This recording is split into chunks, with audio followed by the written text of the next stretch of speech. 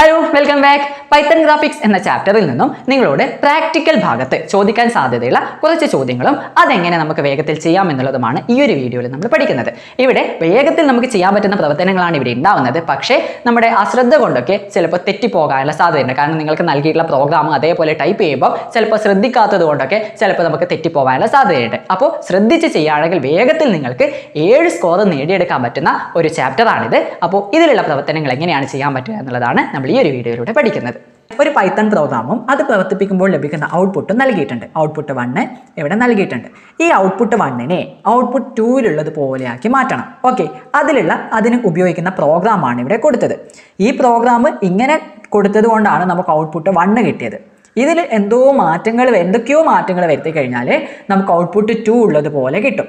അതാണ് ആ മാറ്റങ്ങൾ വരുത്തിയിട്ട് സേവ് ചെയ്യാനാണ് നമ്മളോട് പറഞ്ഞിട്ടുള്ളത്. ഓക്കെ, ഇതാ ഇംഗ്ലീഷ് മീഡിയത്തിന്റെ ചോദ്യമുണ്ട്. അപ്പോൾ നമുക്ക് തുടങ്ങാം. വളരെ വേഗത്തിൽ ഇത് ചെയ്യാൻ പറ്റും. നമ്മൾ ഇതൊക്കെ ടൈപ്പ് ചെയ്യാൻ വേണ്ടിയിട്ട് എന്താ യൂസ് ചെയ്യേണ്ടത്? നമുക്കൊരു IDE ഉണ്ട് അല്ലേ? ആ IDEയുടെ പേരാണ് IDLE എന്ന് പറയുന്നത്. ഓക്കെ, ആ IDLE എന്ന സോഫ്റ്റ്വെയർ നമുക്ക് ഓപ്പൺ ചെയ്യാം. എങ്ങനെ ഓപ്പൺ ചെയ്യാം?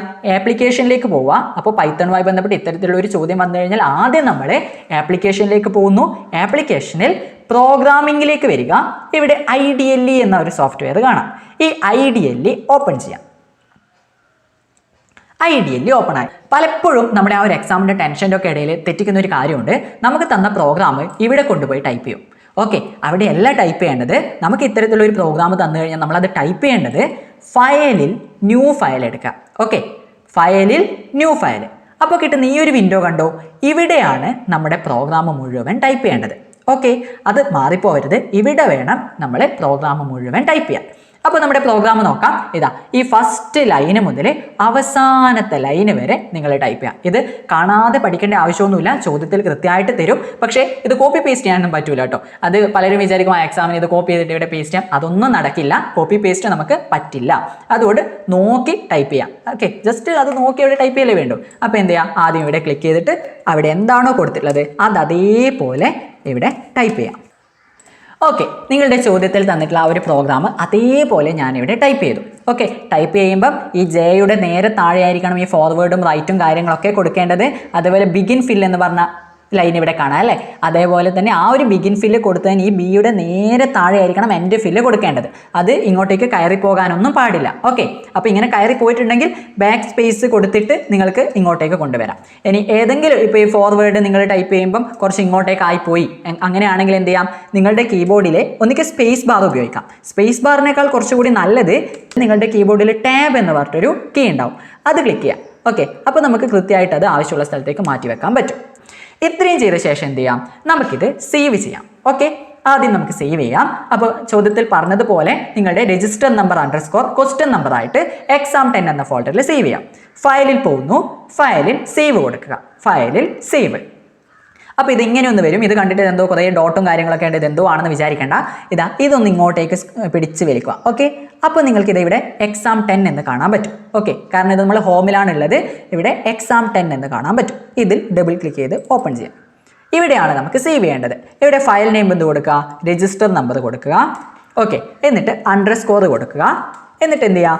നിങ്ങളുടെ ചോദ്യ നമ്പർ എത്രയാണോ ആ ചോദ്യ നമ്പർ കൊടുക്കുക. എന്നിട്ട് സേവ് ബട്ടൺ ക്ലിക്ക് ചെയ്താൽ മതി. സേവ്. അപ്പോൾ അത് സേവായി. ഓക്കെ, നമ്മൾ ആദ്യം തന്നെ അതവിടെ സേവ് ചെയ്ത് വെച്ചു. ഇനി നമുക്ക് എന്ത് ചെയ്യാം? ഇത് ഒന്ന് റൺ ചെയ്ത് നോക്കാം. അപ്പോൾ ഇത് റൺ ചെയ്ത് കഴിഞ്ഞാൽ നമ്മുടെ ഔട്ട്പുട്ട് 1 ആണല്ലോ വരേണ്ടത്. അത് വന്നിട്ടുണ്ടോ എന്ന് നോക്കാം. അതിനായിട്ട് റണ്ണിലേക്ക് പോവുക, റൺ മൊഡ്യൂൾ കൊടുക്കുക. റണ്ണിൽ റൺ മൊഡ്യൂൾ. ഓക്കെ, ആ ഒരു ക്രമത്തിൽ ഒന്ന് കൊടുത്തു നോക്കാം. ഓക്കെ, അപ്പോൾ നമ്മുടെ ആ ഒരു ഔട്ട്പുട്ട് കൃത്യമായിട്ട് കിട്ടി അല്ലേ? നല്ല രസമുണ്ട് അത് വരുന്നത് കാണാൻ. അപ്പോൾ നമ്മുടെ ഈ ഒരു ഇവിടെ കൊടുത്തിട്ടുള്ള പ്രോഗ്രാം കറക്റ്റ് ആയതുകൊണ്ടാണ് നമുക്ക് ഈ ഒരു ഔട്ട്പുട്ട് കിട്ടിയത്. അപ്പോൾ നമ്മളോട് എന്താ പറഞ്ഞത്?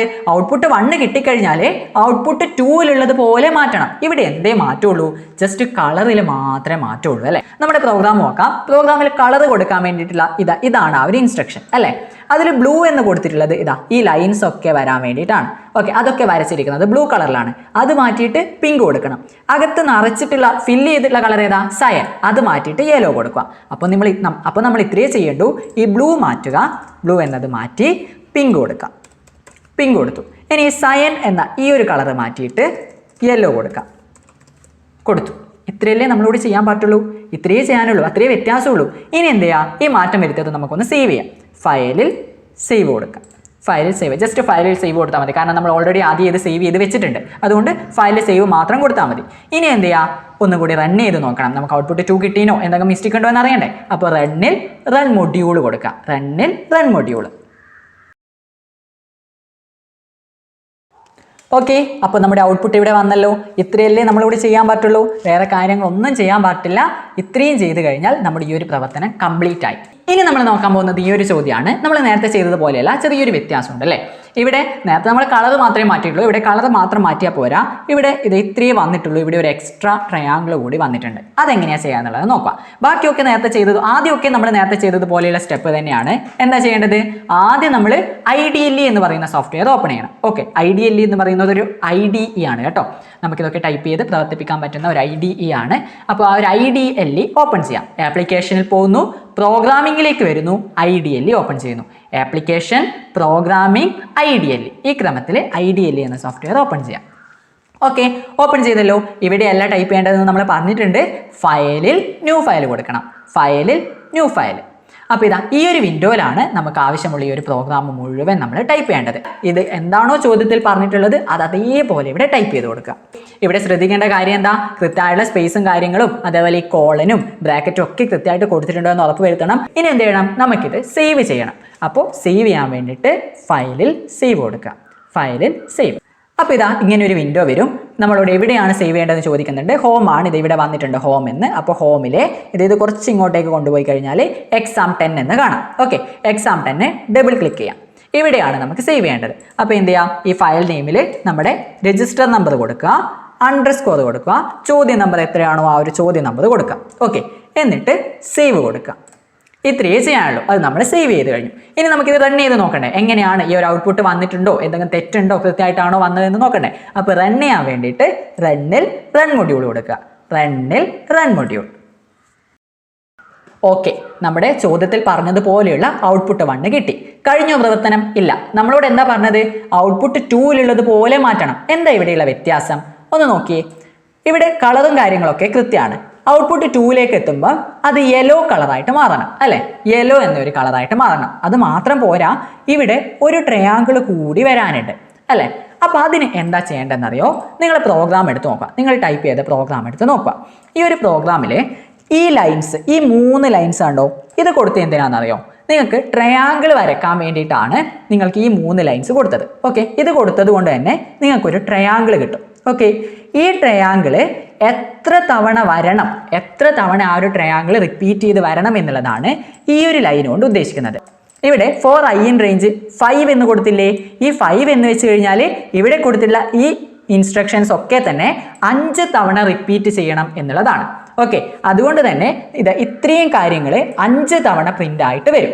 ഓക്കെ, അപ്പോൾ നിങ്ങൾക്ക് ഇതാ ഇവിടെ ഒന്ന് ട്രയാങ്കിൾ ഉണ്ട് നോക്കിയേ. 1 2 3 4 5 5 ഉള്ളത്. അപ്പോൾ ഇവിടെ 5 എന്ന് ഇവിടെ കൊടുത്തത് കൊണ്ടാണ് ഇത്രയും ഇൻസ്ട്രക്ഷൻസ് 5 തവണ നമുക്കിത് റിപ്പീറ്റ് ആയി വന്നത്. അപ്പോൾ 5 തവണ പോരാലോ, ഒരു ട്രയാങ്കിൾ കൂടി ഇവിടെ വരണമെങ്കിൽ 6 എന്ന് നമ്മൾ കൊടുക്കണം അല്ലേ. അപ്പോൾ എന്ത് ചെയ്യുക, ഫോർ I in range എന്ന് പറഞ്ഞിട്ട് ഇവിടെ 5 എന്നത് മാറ്റി 6 കൊടുക്കുക. അപ്പോൾ എന്താവും, ഈ നിർദ്ദേശങ്ങളൊക്കെ തന്നെ 6 തവണ പ്രിന്റ് ആയിട്ട് വരും. അപ്പോൾ നമുക്ക് ഇവിടെ ഒരു ട്രയാങ്കിൾ കൂടി കിട്ടും. ഓക്കെ, ഇനി ഒന്നുകൂടി ചെയ്യാനുണ്ട്, കളർ മാറ്റണ്ടേ. ഇവിടെ ബ്ലൂ ആയിരുന്നു, ഇവിടെ എത്തുമ്പോൾ നമുക്ക് യെല്ലോ ആക്കണം. അപ്പോൾ ഇത് ഈ കളർ എന്ന സ്ഥലത്ത് ബ്ലൂ എന്നത് മാറ്റി യെല്ലോ ആക്കാം.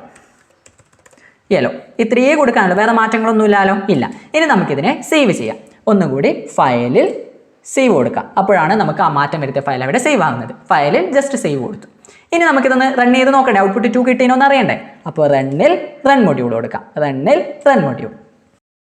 കണ്ടല്ലോ, കൃത്യമായിട്ട് അത് വന്നിട്ടുണ്ട്. ഔട്ട്പുട്ട് 2 പോലെ വന്നു. ഇത്രയും ചെയ്തു കഴിഞ്ഞാൽ നിങ്ങളുടെ ഈ ഒരു പ്രവർത്തനം കംപ്ലീറ്റ് ആയി. അപ്പോൾ ഇത്തരത്തിലുള്ള ചോദ്യങ്ങൾ വന്നു കഴിഞ്ഞാൽ ഓക്കെ ആണല്ലോ. മറ്റൊരു വീഡിയോയുമായി വീണ്ടും കാണാം.